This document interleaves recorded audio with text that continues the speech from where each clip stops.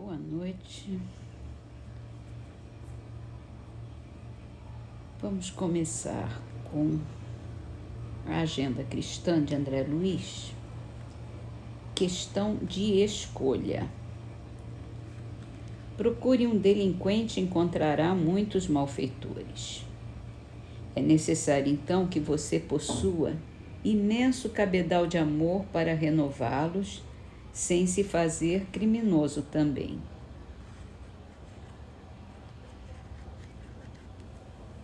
Muitas vezes a gente acaba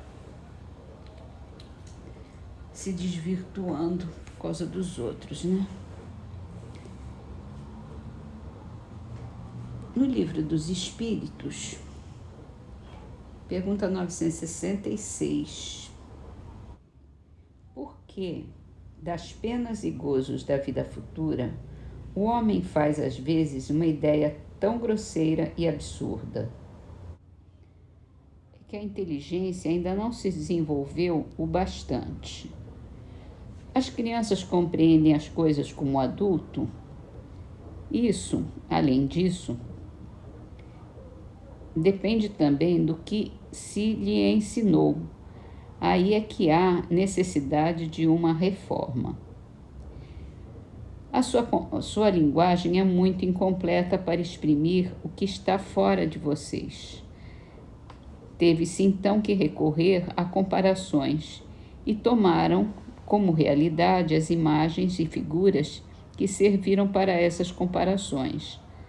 À medida, porém, que o homem se instrui, vai compreendendo melhor o que a sua linguagem não pode exprimir.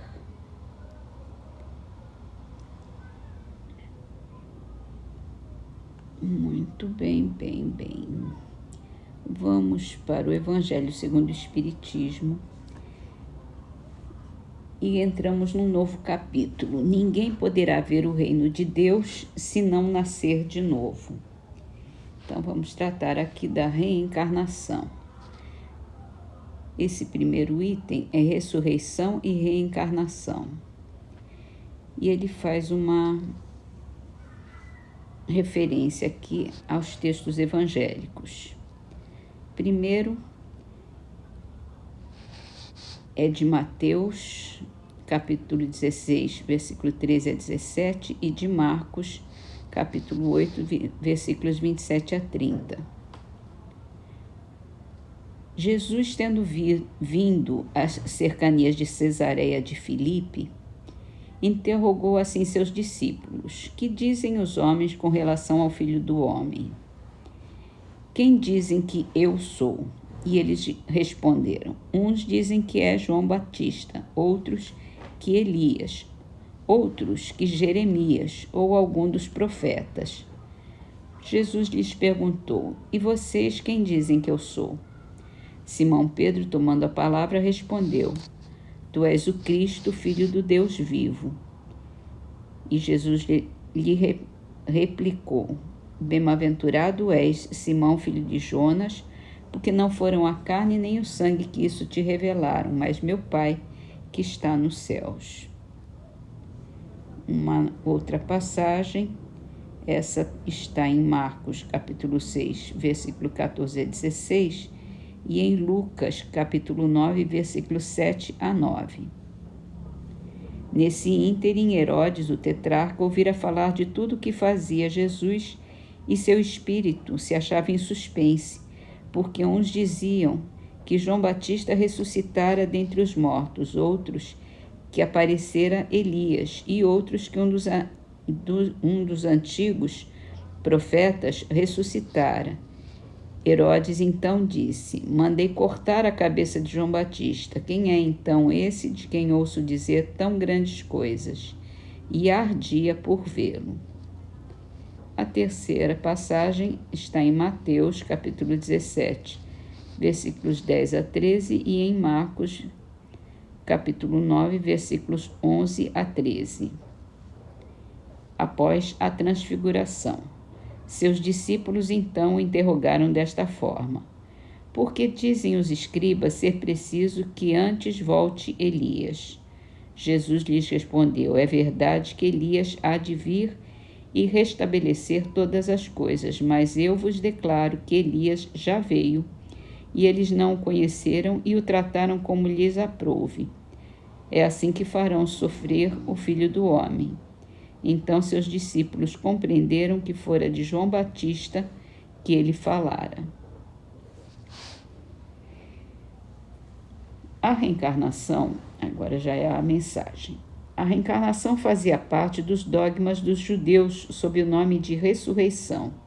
Só os saduceus, cuja crença era de que tudo acaba com a morte, não acreditavam nisso. As ideias dos judeus sobre esse ponto, como sobre muitos outros, não eram claramente definidas porque apenas tinham vagas e incompletas noções acerca da alma e da sua ligação com o corpo.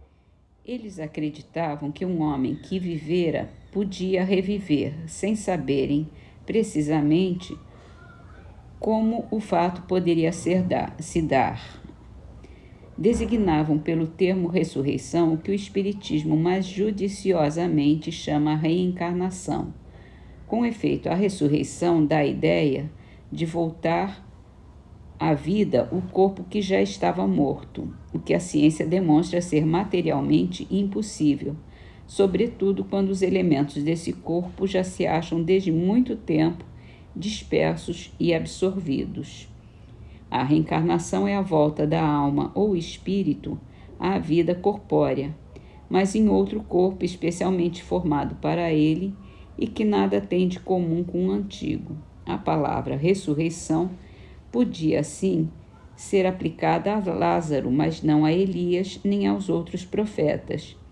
Se, portanto, segundo a crença deles, João Batista era Elias, o corpo de João não podia ser o de Elias, pois que João fora visto criança e seus pais eram conhecidos. João, pois, podia ser Elias reencarnado, porém não ressuscitado, ou ressurreto, né? Então, vamos parar nossas leituras por aqui